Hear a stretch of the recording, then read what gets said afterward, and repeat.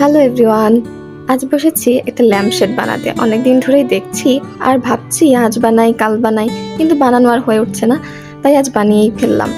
তোমাদের কেমন লাগলো অবশ্যই জানাবে, কিন্তু আমি যতটা পেরেছি কাছ থেকে সহজভাবে করার চেষ্টা করেছি এবং মনে হয় তোমরা বুঝতে পারবে।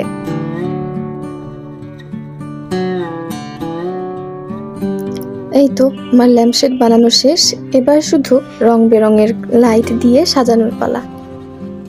আমি এখানে 2 ধরনের লাইট ইউজ করেছি, তোমরা চাইলে আরো কালারফুল লাইট ইউজ করতে পারো।